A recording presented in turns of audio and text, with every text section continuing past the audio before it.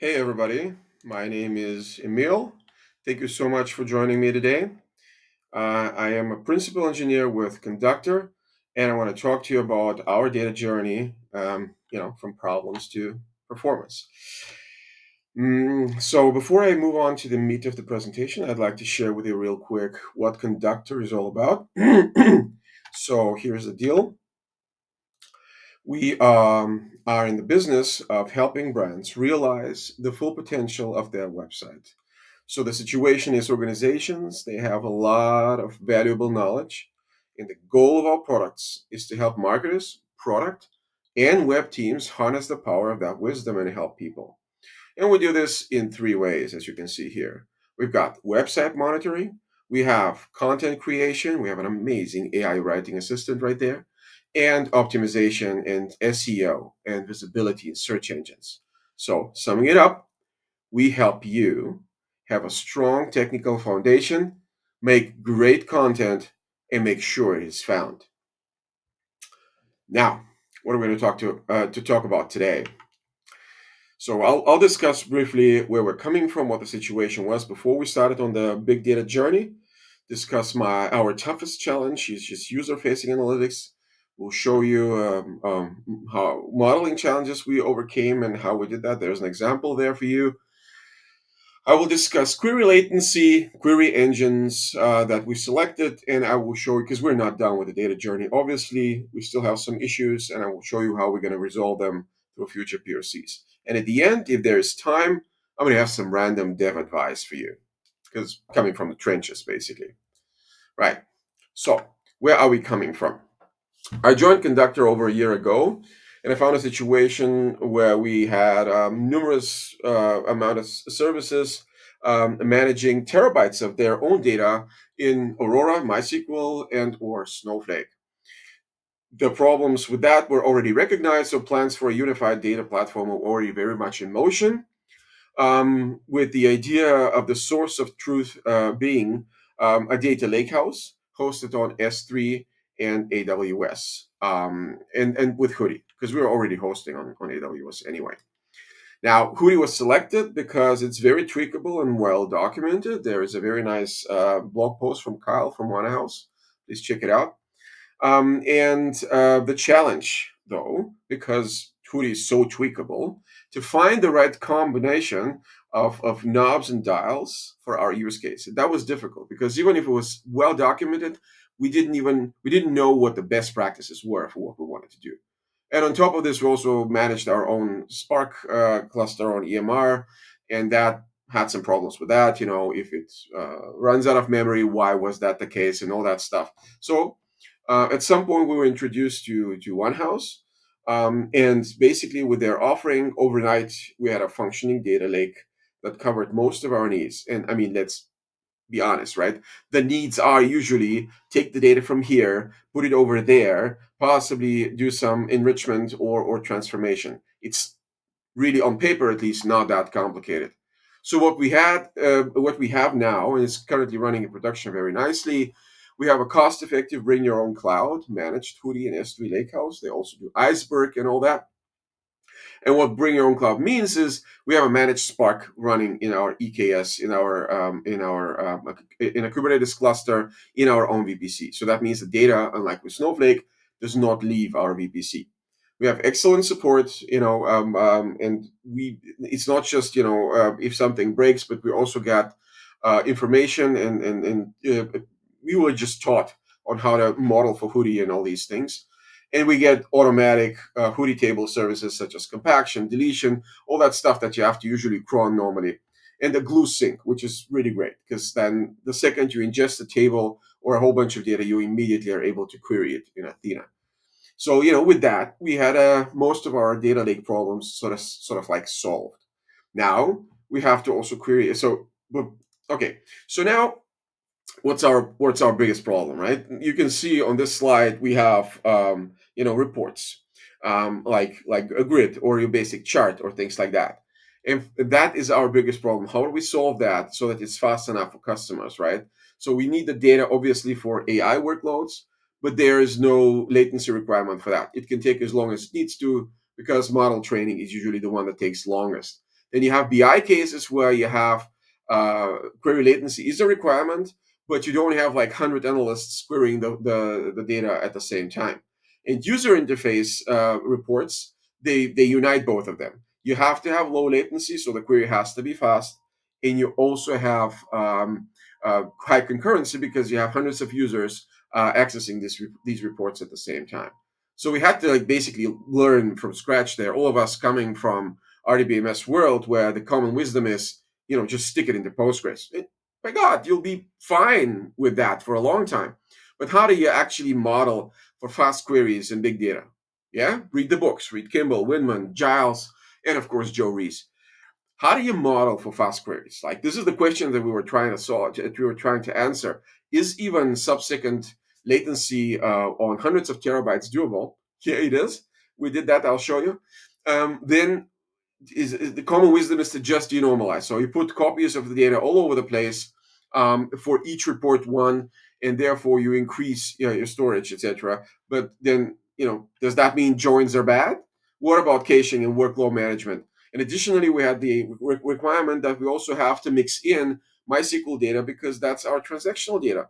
People just change things on our website, and they want to see these changes, enriching the reports 5 seconds later. So this is a challenge to be solved anyway. So I'll just give you an example. It starts with the modeling, obviously. It starts with proper partitioning. And if you look at the guides, all the guides that starts usually with partitioning by day, which works fantastically well for stuff like IoT, where you have a whole bunch of sensors delivering data in the preset intervals. So you have the same amount of data every day. So it distributes the data across each daily partition nicely. Not so for us. We have a whole bunch of data sets, and one of them is basically it collects data every day, but it also collects data once a week, and that's the big collection. So we had a huge partition skew, 1 terabyte maximum. We had partition sizes versus 20 gigabytes on the next day. Therefore, queries would not profit from partition pruning, obviously. Now we said, okay, fine, we will do weekly partitions then. So it's going to be year and week number. But the problem with that is suddenly we had too large partitions. What is too large a partition, right? I mean, in the partition, you have Parquet files that are stored. You have a whole bunch of Parquet files that are stored. And they're usually about 100 to 120 megabytes in size. They did some research, and they found that this is like a sweet spot between throughput and latency anyway. So that's what we use. And in such a large partitions, you have like 800, 900, 1,000 files. In all of these, if you want to, even if you have a sort key, you still have to actually do S3 calls to touch these files and read the footer. That's going to tell you where the min and max value of that specific Parquet file is so that you can skip it, right? That means that the more Parquet files they are, the more the latency increases because you can't scan them all in parallel, right? So then, of course, that means that we have to make the partition smaller by introducing another partition level, right? And so with that, we found that all of our columns, and we had a lot of them, they are high cardinality columns. And that's not good for partitioning. Common knowledge is this is what we learned in the process. You should have a few thousand partitions and not more, because after that you get diminishing returns, right? So what we decided instead, we're going to get one of our string columns, which is very high cardinality. We are going to hash that, and very nicely we can inject our own hashing code within the one house offering. And then we're going to get that hash divided by 50 modulo and get a number from 1 to 50, or 0 to 50, I think. So that means now suddenly we have a third partition level that is small enough, and each of these strings will fall in one of these buckets. And suddenly the data was distributed evenly. We had partitions that are small enough, therefore queries started to go fast for this specific data set. Still, query latency is a big deal when you're dealing with user-facing analytics. So you got to have fast queries. That's it, right? Does that mean the queries have to be simple? No, you can do complicated queries as well. And they can be fast because what you do is you get a really, really small subset of data to display on a grid that's like 25 records or 50 records or something out of potentially terabytes. So the first thing is, of course, you partition right, because that's all you need in the beginning. You have to have a way to skip all this data and just zero into the data that you're interested in. And once you have severely reduced the data to a few thousand or maybe a few 100,000 even records, and joins and aggregations are not such a problem anymore, right? So you still have the problem of high concurrency. So things like caching, all kinds of level caching, like operating page level caching, up to result query result caching are important. You have to have fast calculating query engine. Obviously, it's because you have a lot of calculations to do with the joins, etc., workload management, and all that. So we tried multiple we tried multiple engines. Athena was one that works well. That's very cheap to use. Unfortunately, that doesn't cache much. So you do the same query again, and you get the same result. So for AI, that's fine for us, right? With Redshift, we tried that for the faster reports, but we found it gets the data maybe from S3. We're not sure. It makes it hot, and therefore we got very mixed results because the cache we cannot influence how big the cache is and all that. And Redshift Spectrum itself, which acts as it S3, behaves similarly to Athena. We were already using Snowflake. We found that it is not faster, not much faster anyway, even if we model for it correctly with all the micro partitions and everything. Um, so basically, the problem we started to feel might be actually S3 and its latency. So with that, we still use the query engine that was recommended to us and wanted to try it, which would be Starox. Starox is great. Like really, it's really we love it. It's a fork from Apache Doris. It's a full feature distributed. All of that you see on this slide. It has a MySQL compatible driver, so you can drive it with MySQL tools. It has all the possible joins you want. You have materialized views. It has Hootie compatibility, Iceberg, and all that. And what you see here on this slide is the visual query plan that I actually love. It's similar to what Snowflake has, and it allows you to actually drill down into why your query might be slow. Is it this join? Is it this scan? Is it this exchange that is making the query slow so that you don't have to kind of guess and you don't have to study the textual plan, which is difficult usually to study. Starox provides us with two different cluster types. I'm calling it. One is the shared NUT. They also have a serverless managed thing, but it's not what we use. Shared nothing is the classical thing. It stores the data on EBS volumes, so it's relatively low latency. That's SSD over network, but EBS itself is expensive. The way we provision it costs about $100 per terabyte per month, and then because it's shared nothing, you have to replicate it by 2 or 3. So that really gets into the cost there. On the other hand, you have the new kid on the block, which is the shared data cluster, which stores on S3 with the S3 latency that we found. Sometimes it would even go into hundreds of milliseconds, but seldomly. And it kind of works with the local NVMe so that you get fast cache. Spills over to S3, and that's a cheap storage. That's $20 per terabyte, right? So it's very fast. It has SIMD instructions with AVX2. It has cost-based optimizer, which means that it has a statistic. It keeps statistics of all the tables and knows how to rewrite the query so that it actually produces the best result. And we found a good partner there with Stellar Data that is akin to what OneHouse does for us. So we have bring your own cloud clusters that run in our VPS and access the same data that we get from the data lake, and also great support. We had developers from Stellar Data actually teaching us how to optimize queries best so that they work best with Starox, which is great. Now, the challenge is still we have large queries. Like I am talking one of them, I just grabbed one of the mid ones and I just counted 240 lines of SQL. You got MySQL Federation, so we mix in data coming from MySQL. You got multiple joins and aggregations. You got multiple CTEs, and you got JSON generation, all that stuff. We were still getting multiple seconds on queries like this. So we were still thinking, oh my God, that's got to be maybe the S3 latency. And that's what we were seeing. So in that case, that meant that in this case, S3 wouldn't work for us for the fast queries we wanted. So we switched to a shared nothing EBS cluster. And Starox really excels at that because that's like it's really, really fast on that. And there is a whole bunch of benchmarks you can see on the net that show this. But our own benchmark showed that as well. We were comparing that against Snowflake, etc. It was really, really much faster. Of course, because it was storing on EBS and not S3, right? So, okay, are we done now? Did we solve the problem? We have a fast query engine. We have a data lake. We copy the data. So we keep the data in the data lake as the source of truth. We copy lean and mean data sets onto Starox, out of which we serve it to our customers. This works well on production. We have a whole bunch of customers actually using it already. But we're not done yet. On our journey, we still have a lot to figure out and to fix, and we're working on that. And here are the issues that we're currently trying to solve, and I'm pretty sure we will fairly soon. Firstly, one of the problems is MySQL Federation. While it's great, it really works fantastically well when you have a small record set that you fetch, like a few thousand records. It happens in like 100 to 400 milliseconds, which is fine. It gets lost in the big Starox query because it gets done in parallel, right? So with MySQL Federation, the problem is it disables query caching, query result caching. That means the same query costs the same time to run. That's because Starox cannot know about the external table and its statistics, which is what also mucks with the query optimizer. So Starox has to go more conservative strategies, which makes the query slower.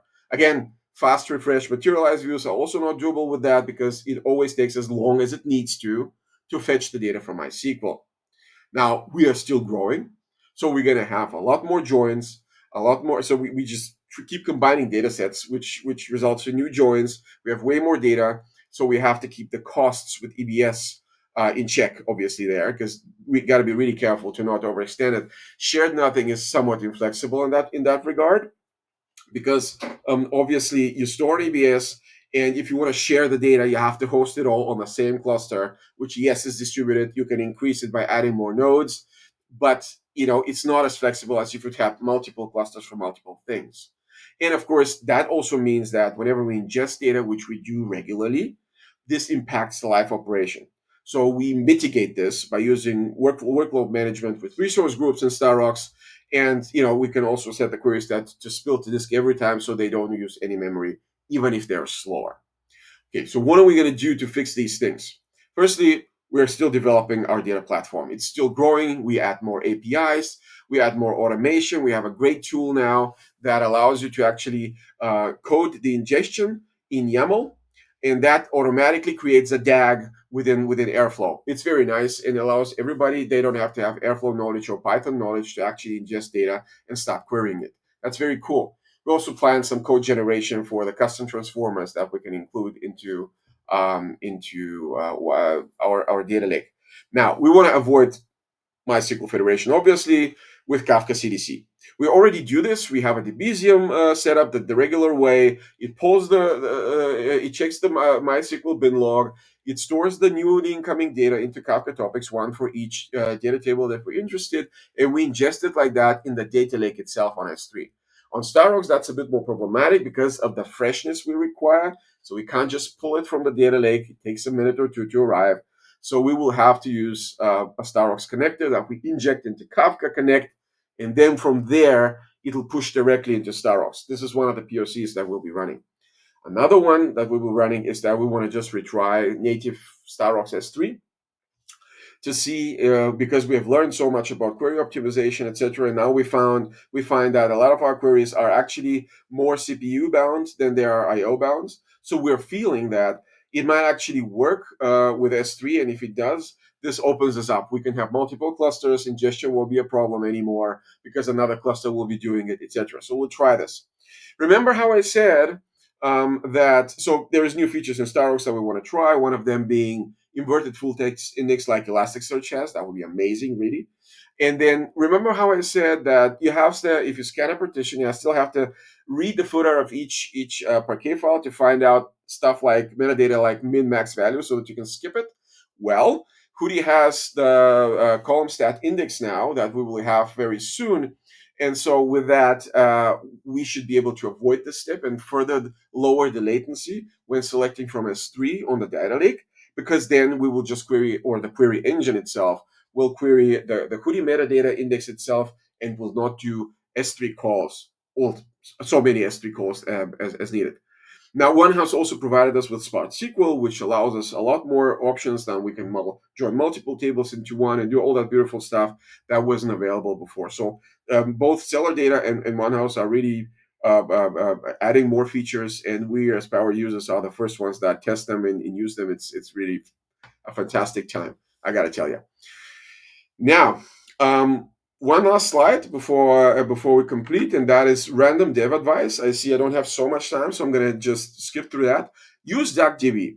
DuckDB is an OLAP database for your local machine that is like SQLite, but for OLAP. It's amazingly fast. You can scan and you can do SQL on large multiple Parquet files or CSVs, and that's what I use it for, to just browse through Parquet files, etc. And if your needs are not that big, DuckDB might be everything you need on one big machine, and then you can store a whole bunch of data and query it like that. It's very, very fast. Now, reconsider denormalization. With that, I want to say denormalized means obviously more disk usage, more I/O, but less CPU, right? With normalized, but then you do duplicate a lot of data, and this duplication you can avoid if you normalize some. You don't have to over normalize it, and that means where you save, you will have less disk usage and disk I/O. That means you're going to have faster scans, but you will use more CPU for the joins. Try both to see what works for you. Don't get lost in data technicals. That means always think about your domain. Always think about the reports you're trying to produce. You don't get lost in some hoodie parameters, etc., and spending days on end trying to figure things out. Benchmark with real queries and real data. If you don't have real data, fake it.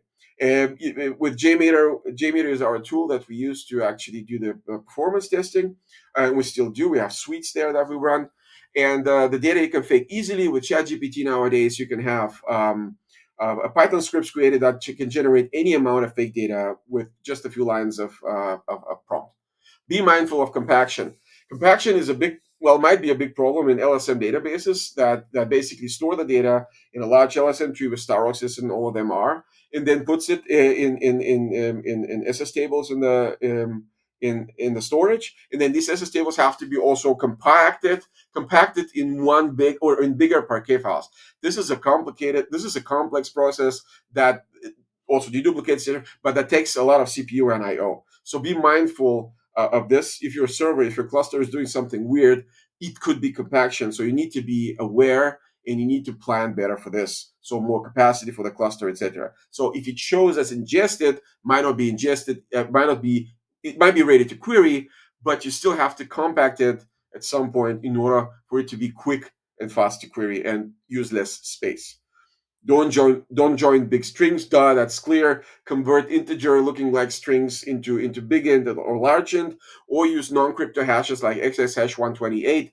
That's really, really fast. I really love how that really helped us upon ingestion to just produce a hash column, and then we can join against that.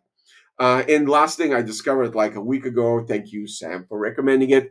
I started using the Cursor AI code editor, which is great. We just kind of combines a model, any model you choose. It's not like with GitHub Copilot where you just use OpenAI. You can use anything from Anthropic, and it gives you a chat on the right, and you can just ask that and apply your changes directly to your code without copy pasting between these things. It's really beautiful. And with that, I am done with the presentation. Thank you so much for your patience. Now, if you're curious about what we do, please go to conductor.com and get a free 30-day trial there. I'm sure you'll like it. A lot of people do. And with that, the presentation is complete, as I said. If there's any questions, you can hit me up on my email, or I'm also already on LinkedIn as well. Thank you so much for your patience again. Have a great rest of the day.